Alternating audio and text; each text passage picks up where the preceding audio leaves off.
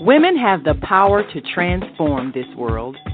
We can end crime and violence if we all agree to do one thing: share. Let's share our wisdom, share our time, share our talents, share our finances, but most of all, let's share our love. This is the Female Solution.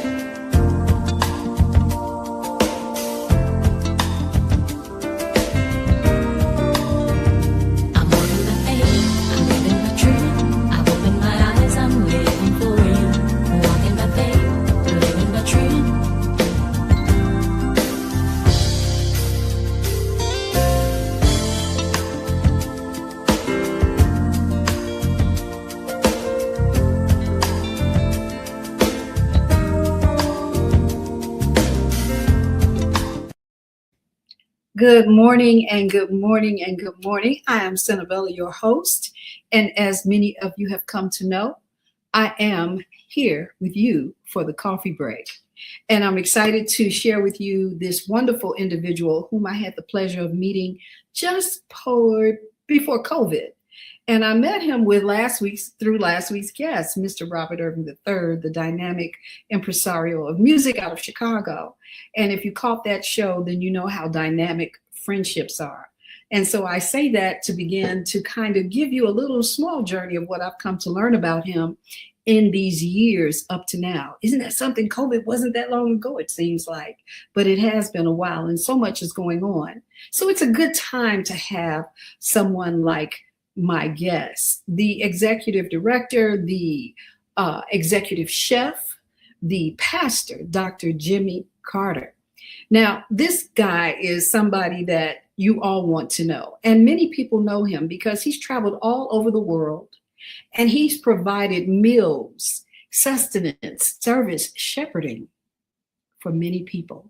He has a mission in Kenya that he provides food to the children there. But his passion is not just feeding the children. It's using his food as alchemy for the soul and allowing people to be healed through his dynamic gift of cooking.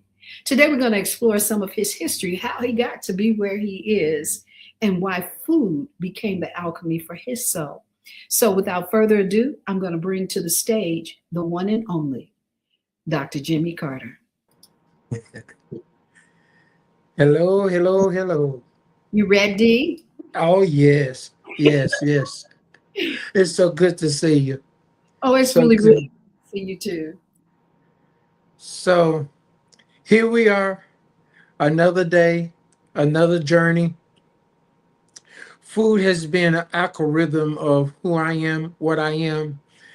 A few years ago, a pastor friend, I was trying to quit working and go into food all the way.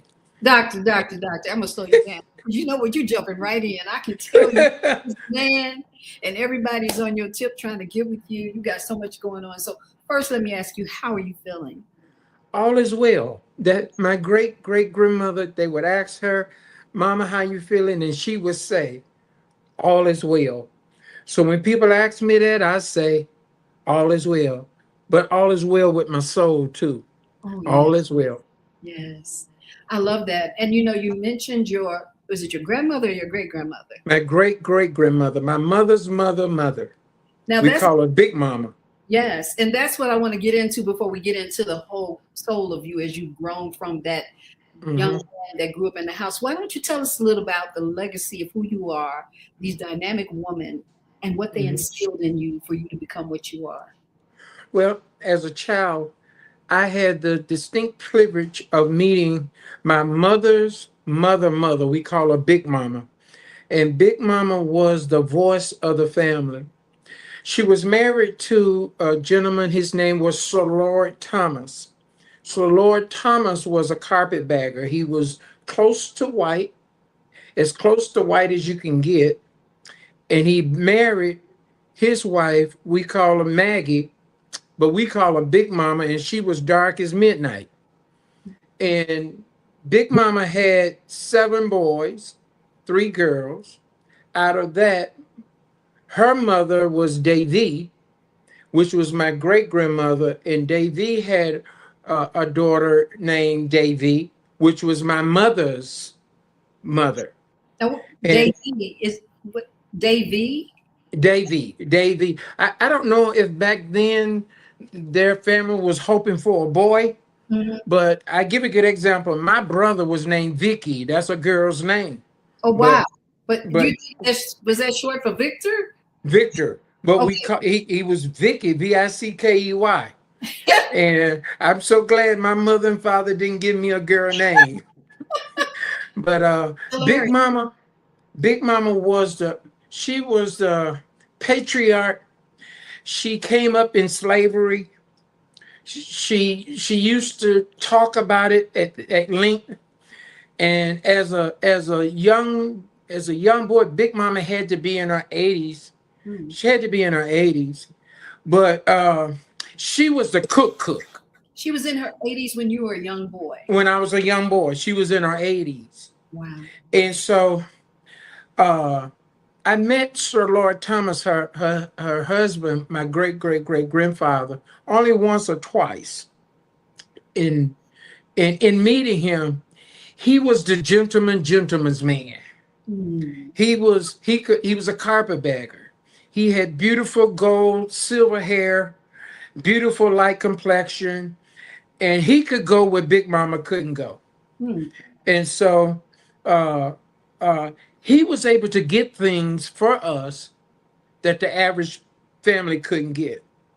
And so Big Mama taught us what they did in the field.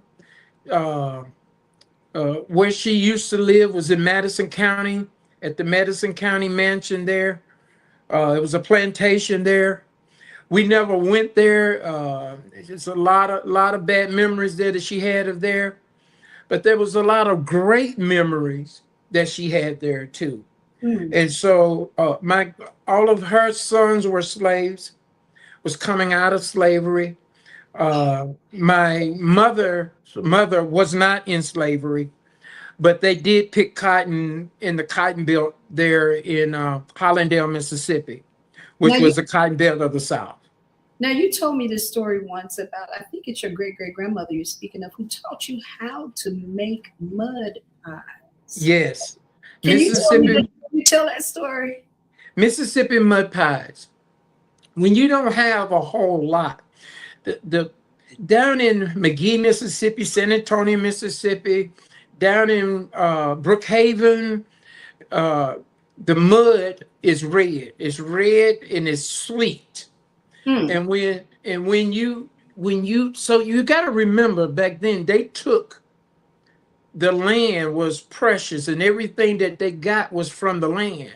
Hmm. They didn't have cattle. They didn't have all of that. So Big Mama would make these red mud pies, and they would take molasses because sugar cane was a variety, was plentiful, and out of the sugar cane they would make molasses, and from the molasses they would make the mud pies. And we had that. We had that with cornmeal. They didn't have flour. So they made cornmeal pies out of the mud pies. It was cornmeal.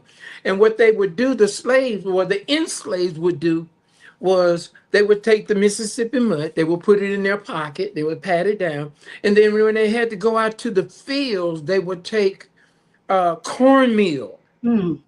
And they would take cornmeal and they would mix salt and water with it. And so you may know it as a hoe pie, HOE pie. Hmm. Hmm. And the hoe pie was when they would take the hoe where they was cleaning the fields, they would clean the shovel, the hoe. They would clean the hoe, which was metal. And then they would make the pies and they would sit it on the hoe and they would put it in the ash. We call it ash. You've heard of ash pies. but they would make whole pies, and they would make these little pies, and that's what they ate out Mm. in the field. And so they went from the whole cake to, because that was such a bad stigma, they went from a whole cake to what they call a Johnny cake. What? So And the Johnny cake was corn, though, right? it was corn. Okay. But So the how but did the difference with the Johnny cake was you could put eggs in the Johnny cake. And so you have to tell me, have you tasted that? And what was it like? oh yeah, well, I tell you what, if you've had the nation pie, if you've had the nation pie, which is the bean pie, it's very, Okay. very, very close to the bean pie. Oh, Very, I very love close. meat pie, so I would have Yeah, been good. very close to the bean pie. Wow. So So you come up with three, four generations of women in one house as a young man, and you just mentioned you had a brother. How many other siblings did you have? I have one brother and I have one sister. They're both gone on to glory. Mm. Um, my see my sister had the good life because my sister was able to mix with my mother's sisters. You know, she was a little older than we were, and my brother had the good life because he was able to mix with my daddy's brother. Oh So wow. that left me as the baby. So the Hmm. only person I had was Big Mama. So Wow. when she would tell my mother and father, y'all can't do nothing with that boy, bring him on down here. And Big Mama, I tell you, that old lady could cook. Look, I've had your Oh food. my goodness. If that's where you learn how to cook at, I absolutely know that Big Mama could cook. That Big Mama could cook. Big Mama would take beer and make a meal out of it. And when they didn't have running water, Big Mama could take whiskey. Wait a minute, go back, go back. He would take, wait a minute, now you're She saying, could take beer.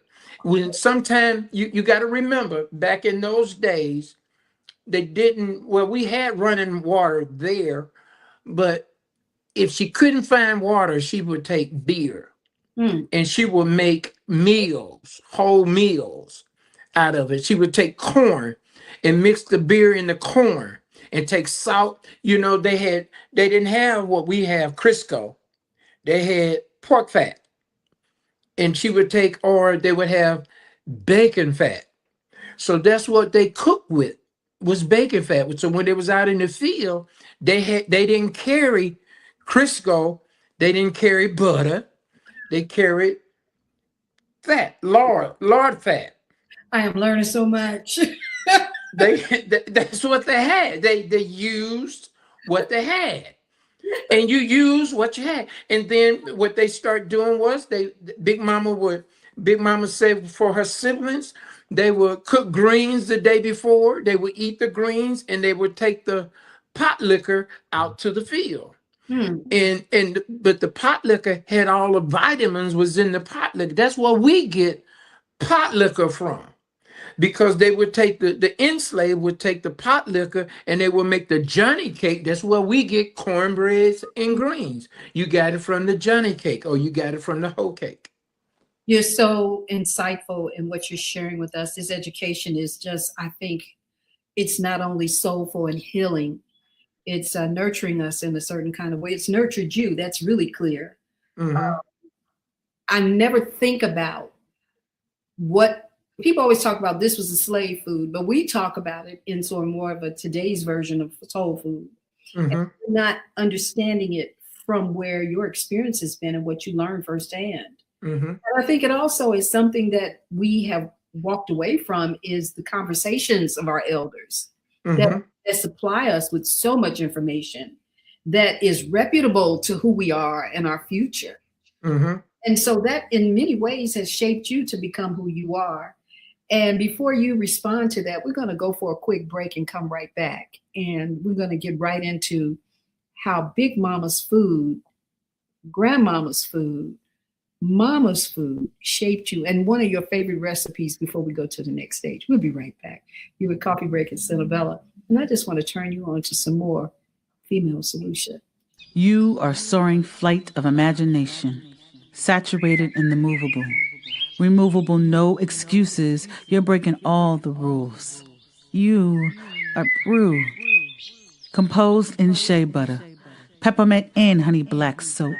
Nas lifeline inscribed in palm, unconventional, standing 20 feet tall. You are 1969 in the syncopated. Improvisation to the metronome. You chasse too. You allow your voice to ripen before time signatures expire in measures. You origami chords. You are where 30 shakes hands with adolescents realizing you just hit puberty. Watch as red clay seeps through pores building pyramids past prime. You are prime at 44. All brass, double bass, 2 drummers, 3 electric pianos, and percussionists all saying forget it at once. And that's just one of our shows. You got to tune in. You got to find out about the female solution. And that sister right there, she is powerful, powerful. We'll talk a little bit more about her later in the show as we continue with the executive chef, the pastor, Dr. Jimmy Carter. Now, I see you didn't put all that in when you came in. I have it over there, but I know you like to just be yourself. So I'm not touching nothing you do, because everything you do that I've experienced thus far in knowing you has been phenomenal, great, beautiful, and easy. So I'm going to share that with you. So we ended with, what is one of the favorite recipes? Wait a minute, I remember you told me about how was it great grandmama or great grandma taught you how to whip eggs in the kitchen? Well, it was my great grandmother. Being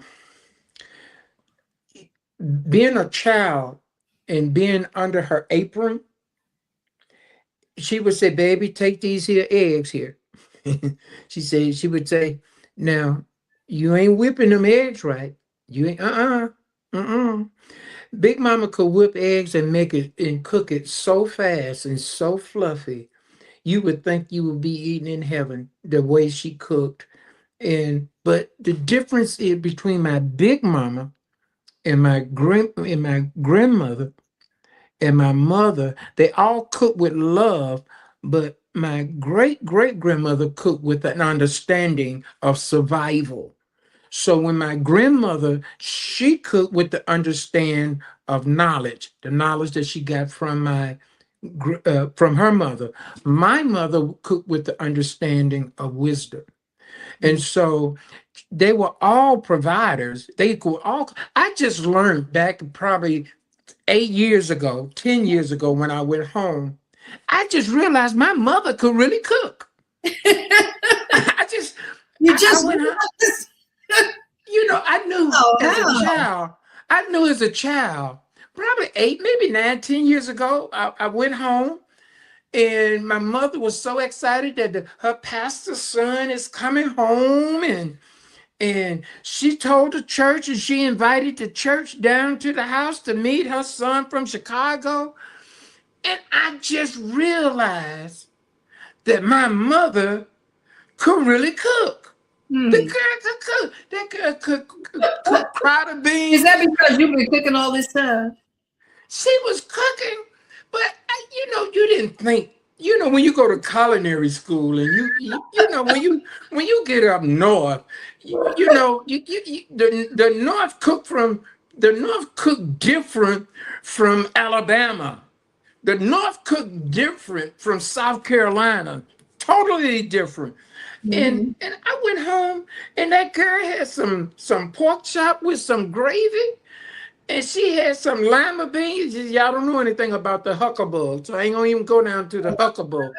But Mama cooked some crowded peas, and now I ain't never been fond of okra, but the way my mother cooked the okra, it wasn't slimy, it wasn't, girl, and I said, "Mama, you can cook." Now, everybody can't cook no potato salad. But that girl called Dorothy Jean Carter can't cook. And so I left there, and she would say, "Boy, go on away from here now. Go on away from here." I said, "Girl, you can cook." And she normally called me to ask me about how to cook a roast or how to cook and I went home. Sister girl could cook. She could cook. My sister couldn't cook, but my mama could cook. Because your sister had good could cook. Your brother and sister had the good life. They were out the house when the Yeah. lesson was going on. Well, no, they was in the house. The difference was my daddy had 9 brothers and 5 sisters out of one woman. Her name was Maggie Carter. Oh, yeah. And Miss Maggie had her youngest girl, and my sister was close to the age. So when we would go down to McGee, I begged my daddy, don't take me to McGee. That was too much country for me. Mm. And my brother had my daddy's brothers. They was hunters and they was fishermen. Well, I ain't had nobody. Mhm. It was nobody my age. I had my other cousins down there, but who wants to play marbles in the dirt? Yeah. That wasn't for me. And we wasn't poor. We wasn't poor living in Jackson, Mississippi. We wasn't poor. But my dad just told me, he said, boy, when I bought this house cost me $50 a month. And he said that $50 a month almost killed me Wow. just to make $50. And daddy said, it's when you're making 75 cents an hour and 25 cents an hour. And so I come to understand I came from humble beginnings, but I did not let the humble beginnings define me. Mhm. And so I knew at an early age that I could cook. I knew at an early age that the word of God would mean more to me than it meant to the average person. Mhm. And so coming up, cooking was a way out for me. I didn't go to the drugs. I didn't go to the dope. I didn't go to the women. I didn't go to that. I went to food. So And let's. food, So let's. I'm so sorry. Please go ahead and food, go ahead. because I want to get down to, here's this little boy coming from McGee, right? And Jackson, Mississippi. yeah, Jackson, Mississippi, McGee, town, county. Is that the town? Uh-huh. Harris County. Yeah. And you come up north, and where did you get your culinary education and degree from? I have to tell you how I got it. I mean, because you already could cook before you got there. Oh So man, when I did a tour there in New Orleans for a while, and came up. When I came up to Chicago, I was doing a ministerial, a youth revival. And I have to say this, because there's this slim sister that walked through the door while I was up preaching. And when she walked through the door, I had to stop preaching. I turned around to the preachers that was behind me and said, man, my wife just walked through the door. I love that. And when the girl didn't want to have nothing to do with me. I had the long, at that time, we had the drippy curl. We had Stop the that. Jerry curl. Stop And then that. I was still in polyester suits that I had ironed so many times, No, and it was glittering, and man, I was jacked up from the floor up. But oh, this girl that I met on the 11th will be 45 years. I knew. So brothers, y'all out there, y'all listening, it don't take you 5 or 10, 12 years to figure out if that's the one. yeah. You'll know if that's the one when she walked through the door. Mhm. I'm just saying that. I'm just saying. Yeah. But Whether you anyhow, know it or not, that's what it is. I came to Chicago. I thought I was the stuff until I ran into this man. His name was Hans. Hans had a couple of restaurants called Alps Pubs Association. Hans was the stuff, Mm. and I didn't know. But Hans made me cry every day. Never forget, back in probably 86, 87, Sears and Roebuck came to Illinois. Mhm. And when Sears and Roebuck came to Illinois, they bought about 113 acres up in Arlington Heights. And they tapped Hans to go and do the food for this. It was a 7-day. They had people from Japan, people from Russia, people from Germany. Everybody came in to this beautiful. It was probably one of the most spectacular buildings that you could ever make. Hans tapped me to go up there to help him. And after he tapped me, he says, Jimmy, meet me back at the restaurant on Monday. Please come with a shirt and tie. So there's an office downstairs and there was an office upstairs. The office upstairs was off limits to us. So when I got there, Hans says, Jimmy, come up. So I went up to his office, and my eyes flew open. Hans had platinum all the way around the room, trophies where he was in culinary competitions. And then I found out the Hans was the executive chef to Gerald Ford. What? He was at the White House. I never knew it until he went upstairs. I knew it was something different about him.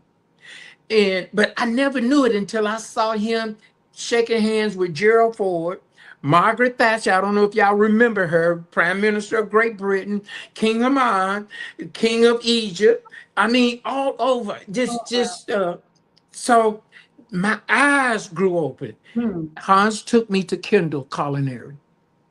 On the way to Kendall Culinary, I was sitting over because Hans made me cry every day. And he told me, he says, Jimmy, I want you to know you're gifted. You're talented, but you arrogant. He said, I took 2.5 years to try to break you. He said, and I found out that I couldn't, but I know somebody that can. And he said, I'm taking you to Kendall, which is my alma mater. I get into Kendall, and who did I see up on the wall with all the past president? There was Hans' picture up. And that was the beginning. Hans cut a check for $42,000 for me to go to school. Because he said, you are gifted.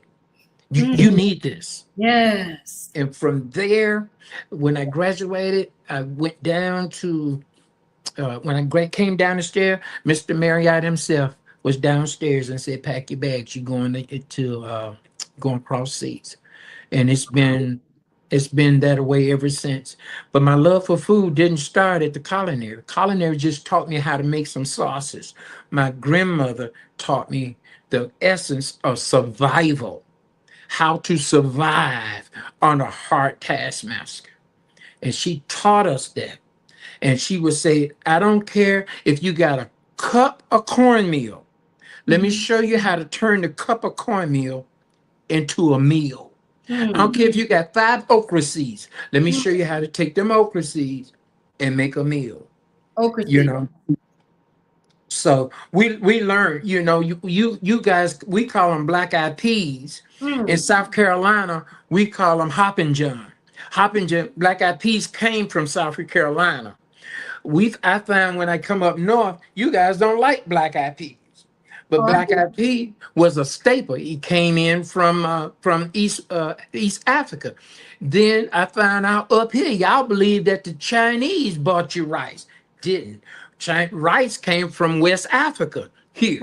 I'll just tell you right off the bat, I come from that big family too. It was 10 of us in the house, although my mama had 16. And we ate a lot of black-eyed peas and rice. Yes, ma'am. Yes, ma'am. Beans. We ate a whole lot of white navy beans. We did ma'am. Meat was a luxury. A sandwich, yes, ma'am. Treat. Come on. Yes, ma'am. You sound like you made a bunch of banana sandwiches. Tomato sandwich, tomato. But you know what, though? We didn't go to bed hungry. That's right. That was the key. We didn't go to bed hungry. Now, what I'm doing now in my lifetime now, I don't want to see a child, whether they're in Kenya or in America, go to bed hungry. And that's the pastoral side of me.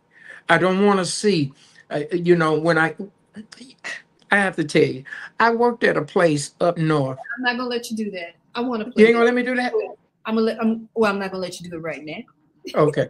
I want to share this with the audience because you're such a dynamic person and you do so much work. And I kind of want to talk about food in another way right now because so many people face food insecurity.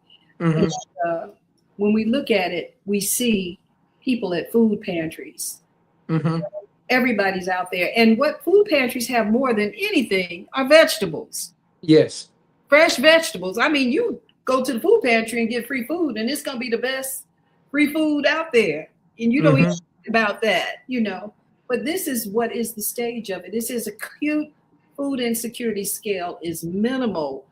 Families can fulfill both their basic food and non Mm-hmm. requirements.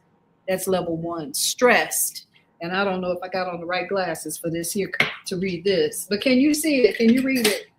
I can't. I'm It's going. so small. It's Yeah, so yeah, small. yeah. But this is the acute food insecurity scale. Where did I put my glasses? Because vanity will take me out of here. I know I have it, but I don't have them near me. I think I left them in the back. But this here talks about the stress level, the crisis level, the emergency level that's at, but in the Uh-huh. catastrophe level of food. We need to understand that food is functionality. Amen. It's about having good energy. You can run into someone who has bad energy, you may say, and then you'll realize that that bad energy may come from something as simple as they haven't eaten. Yeah. And if you don't sleep well, it's often because you haven't eaten well Yeah. or you haven't eaten at all. Uh, Yeah. Food is such a sustenance that requires something very special. But food is many things today, and many people talk about food like I'm a vegetarian, right?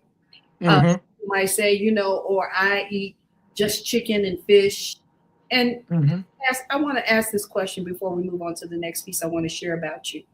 Um, is there such a thing as good or bad in food? Like, is there such a thing as people who eat pork and all that? Is it really terrible for them, or is it about how much we eat and what we eat? I mean, what's the best food sources in your opinion? Are all of them, or what in particular? Well, now you get into an area where some say don't eat protein, eat protein. Food is a medicine, number one. It is a medicine. Okay. When you take all of the herbs, you got to remember back into the enslavement. I keep going back to that because that's my root. They didn't have all of these chemicals that they're putting in the food. Okay. They have growing wild. They did have thyme, oregano. They did have roots. So all of your roots, which they had carrots, they had beets, they had just uh, turnip roots, and so they had those type. In every one of those things that I just named, God created it for the body. And so I've taken the time to look at what thyme does to the body, what ginger does to the body, what garlic does to the body, what beet juice does to the body. And so when you take the time to understand how it works, it's not how much you eat, it's what you eat with confidence. And so that's what I really need people to understand. You could take cabbage. There is a endemina in your cabbage that's good for your digestive system. You have your broccoli, good for your digestive system. You have beets, which is good for your blood flow. It's very good. And so you take these things and you put them together. You take the turmeric and the beets and you put them together with the pineapple.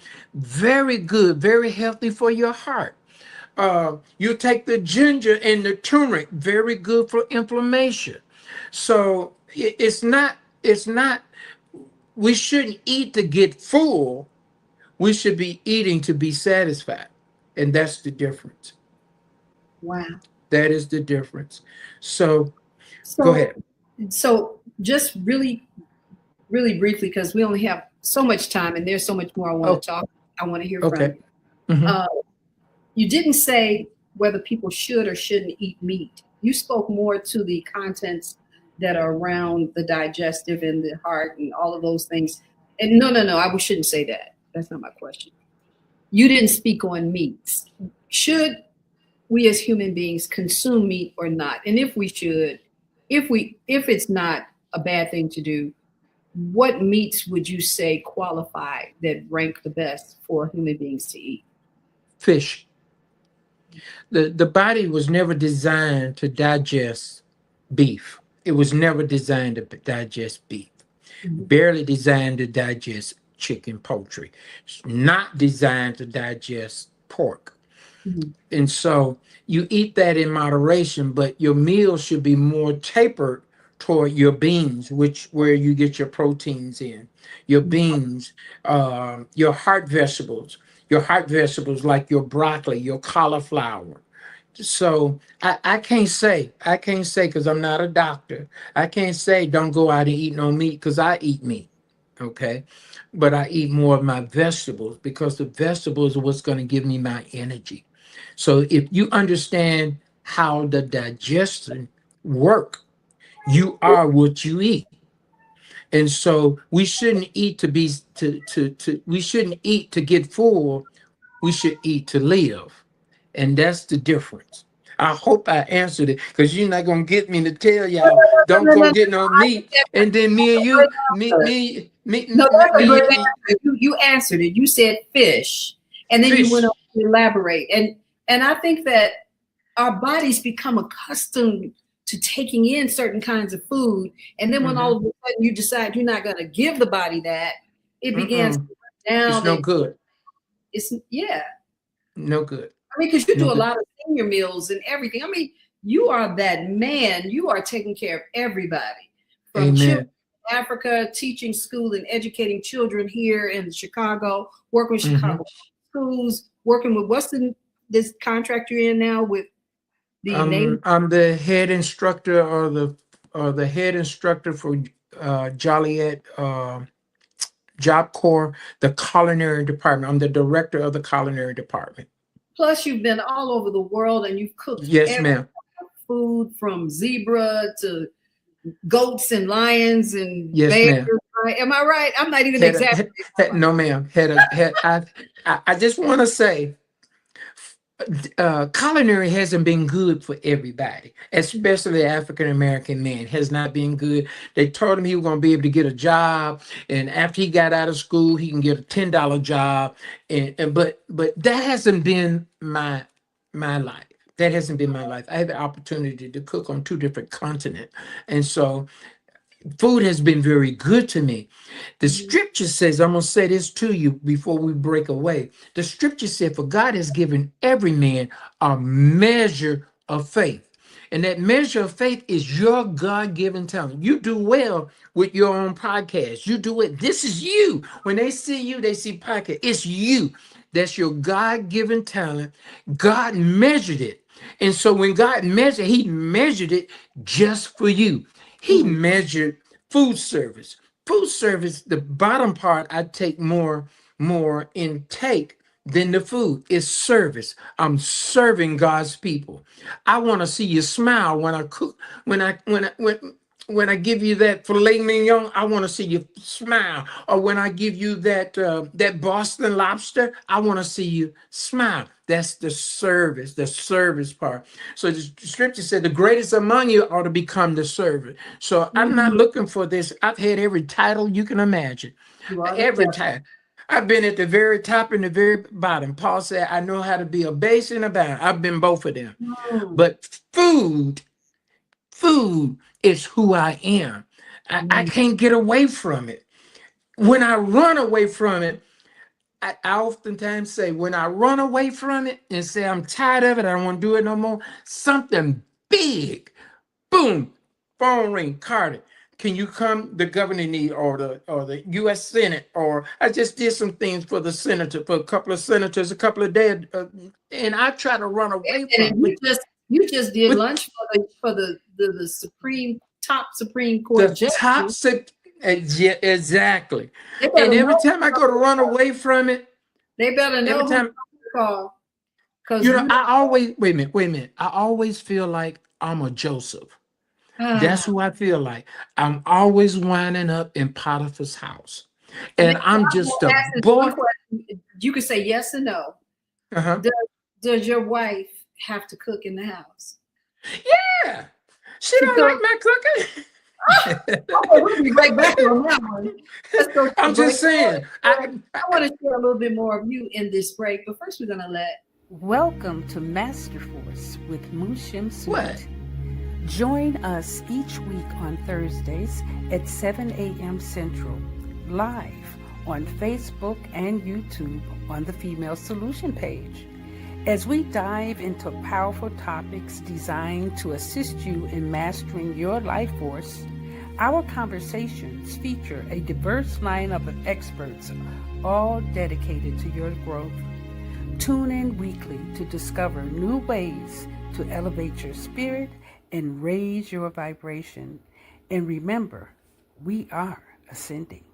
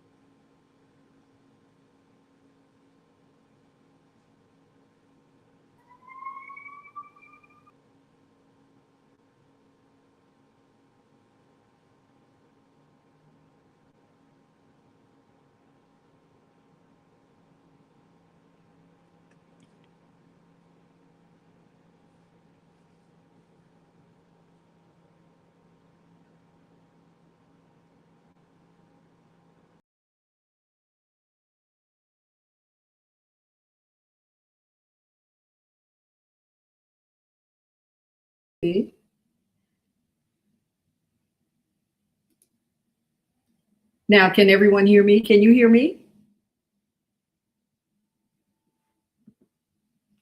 I'm not sure. I'm going to try to get you back on stage with me and see if we can get back into the mix of things and continue to have this phenomenal conversation. Mm-hmm. Can you hear me? I hear you well. Good. Well, let's talk because I want to get into Simply Good Cooking's World Outreach Ministry and the Okay. fundraiser you have coming up February the 28th and Okay. why people uh, should support this cause. Okay.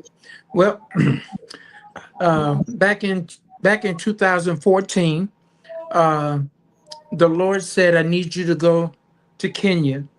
There's something there I want to show you. I want to tell you that I cannot tell you here."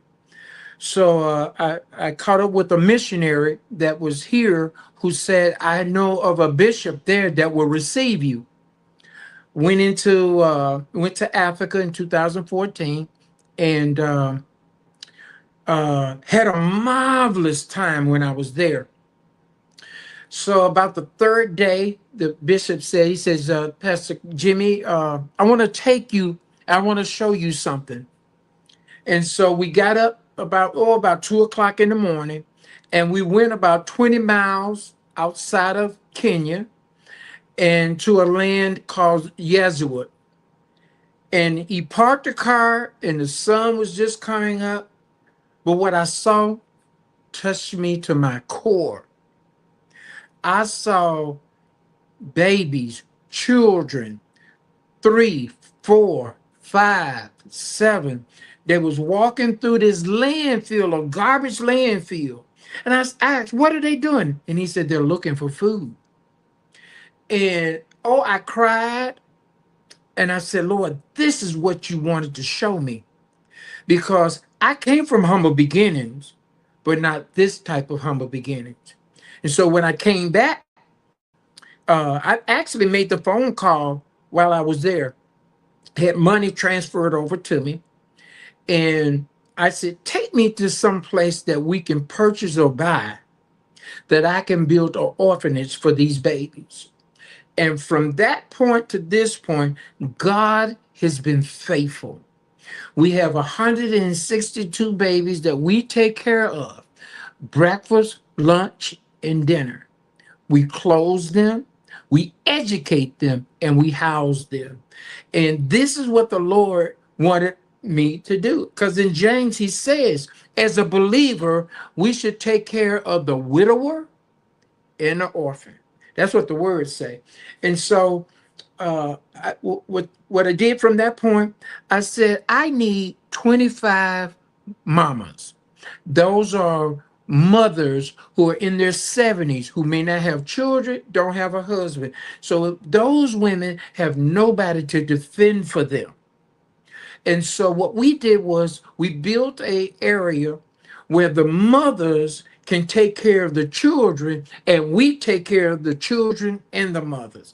And so from that point to this point, God has been faithful. And so the more I did catering, the more the money came in, so that 82% of my profits went to SGC World Outreach Mission called the Kenya Mission. And we've been going strong ever since. And we've had some challenges. We had some major challenges. During COVID, I lost 42 of my babies. I call them my babies, my children. I lost 42 of my children and 21 of our guardians due to COVID. And so what the government came in and they said, well, we can't allow these many.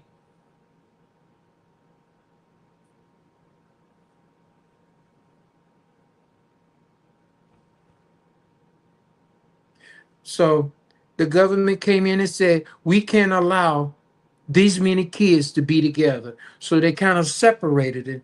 And so I went down in 2019, 2020, and there I had a major nativity. I had preached that Monday, Tuesday, and Wednesday 3 times a day. The wall opened up. When I went to sleep, the wall opened up, and the Lord said, do you love me? And I said, Lord, you know I love you, but I can't do this. I can't do this. And it was overwhelming. It was just overwhelming. I tell you what, you try to preach 3 times on Monday, 3 times on Tuesday, 3 times on Wednesday, and you are exhausted. And the Lord had me where he wanted me. That morning, I woke up, I was shaking because I had this dream, the walls opened up. I went back to sleep, the walls opened up again, and this time I was on this mountain looking down. There had to be about 2, 3, 4,000 people. And the Lord said, do you love me? I said, Lord, I love you, but I'm just one person. I can't do all of this. And I woke up. When I woke up, Bishop Wafulu ran in the room and said, Pastor Jimmy, what's wrong? I said, man, I'm having these dreams and these visions. He said, oh, you'll be okay. I went back to sleep. I guess about 6 o'clock, the wall opened up again. And when it opened up again, I was on this high cliff looking down. There's about 20, 30,000 people. And the Lord said, do you love me? I said, Lord, you know I love you. You know I love you. But Lord, I can't do this. was wailing, I was crying because I felt like the Lord was trying to get me to do something that was not in my power to do. And I heard these words. He said, "Say not that thou art one man, for I am with you." And that is what started SGC Will I Reach Mission. That's when we knew that no matter what, God was going to handle it. And so we had been handling the financing stuff. We had people on the ground. We had been handling it ourselves. But when I stopped doing the catering, then the funds got low. And when the funds got low, a pastor said, "Brother Carter, you should ask the people. You should ask the people. It should not, the burden should not just be on you." And then Yes. I had some that say, "Carter, what are you doing here?" And I responded by saying, "There's 20, 30, 50,000 pastors here. I'm just one man in Kenya." And so I started teaching kids here. And then I came up with the Big Mama's meal, because seniors are not eating right. And so the Big Mama's meal took off because they're just not eating. Seniors are not eating. They're eating hamburgers. That's not good for no senior. They're Mm. eating fried chicken. They're eating whatever their children bring to them. So the Lord impressed on me to put a meal together, a meal that they can identify with. See, your daughter may not be able to identify with Huckleberry Butterbean, but with your mama who's in her 70s, 80s will. Your daughter may not be able to recognize crackling cornbread, but your granddaddy will recognize cracker cornbread. Mm. Your daughter, Wait your a children may minute. not be able to recognize corn pond. You may not know what that is. That's bread I just pudding want to corn. ask. I just need that stop. Are Amen. you? Are I don't you? hear you. Oh, really? I. Okay. You'll hear I me. don't hear you. Okay. I don't know what to say. I'm gonna remove myself. So so if your daughter, your children don't is not able to recognize, the Lord put into me to fix food for them that they can recognize, food that they can identify with. Smothered cornbread, smothered chicken, not smothered pork chop. We hardly ever do pork, but we do food that your senior, your grandparents can identify with. And then I took that to teaching youth food and recipes that have been forgotten. Greens, the recipes of how to cook greens properly, those recipes kind of have gotten forgotten. How to cook real sweet potatoes, how to make sweet potato pie, how to make pumpkin pie, how to make apple pie. These are recipes that was handed down that has now started to be forgotten. So I teach out at Joliet how to make a real meal, southern meal, not fried food, not greasy food, not food made with greasy fat, but how to eat to live. I Hmm. feel good right about now. Can you hear me now? Can you hear I me? don't hear you. I don't You hear don't you. hear me. I don't know. It's in the studio. Let's go to commercial. Hi, I'm Naima Latif, and if you're watching this, that means you're one of the 4.6 billion people from around the world who are using an electronic device to talk to people. In these times, people are using the internet to talk to everybody. Friends, neighbors, family members, co-workers. People are on their cell phones and computers all day long. Now, if you're in business, that is great news. That means you can sell your products and services all day long and never have to leave your home. All you need is a media connection, somebody to connect you to an audience. And that's why I'm talking to you today. We produce programs, and our audience members are people who shop. They buy clothes, food, beauty supplies, cleaning supplies, home repair, transportation services, child care services, Whatever you're selling, they need to buy it. We're your media connection. Just follow this link, and tomorrow you can sit back and relax at home while your business is making you money. Soulful Chicago Black History Book Fair. Hey family, this is Charles Humphrey of MCH Publishing, and I'm here with Asada, and we at the Soulful Chicago Book what? This is the Soulful Chicago Black History Book Fair, slamming. We getting down in Hyde Park. Just run it down, my sister. Just tell us, for the people, a little bit about what we're doing here today and why. You know, this is the Soulful Chicago Black History Book Fair, and this month is very important. I feel like we don't give it the type of recognition that it needs, but beyond that, I do all things literary, and we have so many ancestors that have taken a tradition of writing and done great things. Well, we have those of us that are carrying on that tradition, and nobody knows about them until now. So the Soulful Chicago Black History Book Fair is allowing us to tell our stories according to ourselves for our own benefit. And it's just beautiful. I mean, she could have been here today if you wasn't here, but if you were, it's been amazing. People came in consistently, children, and we have children's authors, we have nonfiction authors, we have fiction authors. This is really good. And it's about taking our own power in our own hands and doing what we do on the literary tip, though. Right. I got to work, but I can't help it. Everything going to school. Now I just about bring my African shit like this. Bring in the African shit.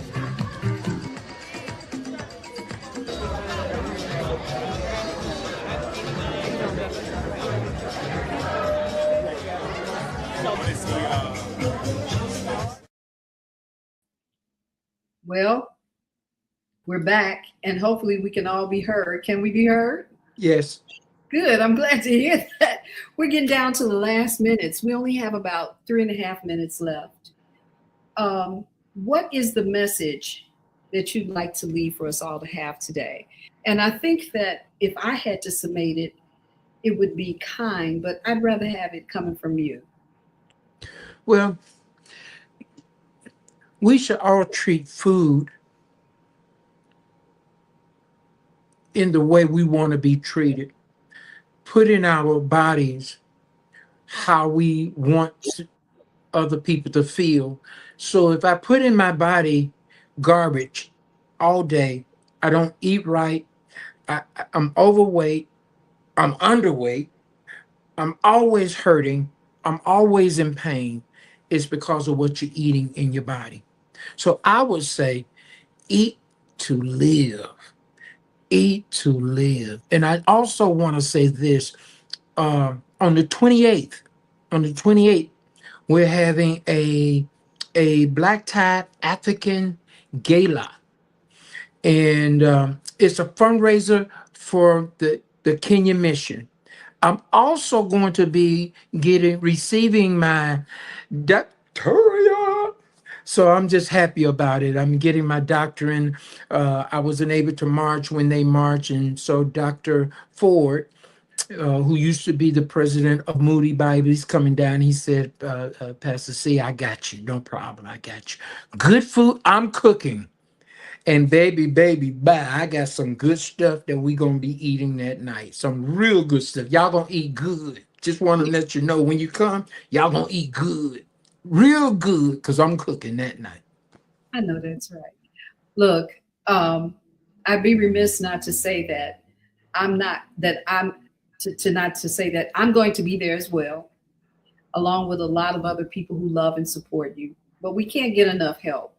And so I'm going to provide through this medium a commercial that will play and continue to give the information out about this wonderful human being's mission in food and what it is. And I think I'm so moved by what you shared with me when you were struck, almost like when Moses was struck by the word of God, and he tried to understand what he needed to do in order to move the people. And for you, the movement of the people is to heal themselves through food and sustenance and the love of God. And I just want to thank you for all your work and for having the opportunity to know you in my lifetime. Amen. I'm always fascinated by everything you've ever shared with me, and you will be included in my book. Amen. I got to write one of them books too. They keep Look, telling don't me, get me started. I talk write to a you book, Carter. about you. You not only need a book, you need a show, you need every kind of thing. And we've talked about that. So I look forward to the futures of those things. And I want to thank everybody from coming in. Thank you. We want to give big praise and shout out to the Female Solution and being here in order to continue to perpetuate this telling of souls and people who are trying to move the life force into a direction of healing and direct spiritual high energy. Thank you so much for being with me today. I'm Senabella. This has been the Female Solution. And I'm just going to close out with that. You all take care. See you again here this next Friday.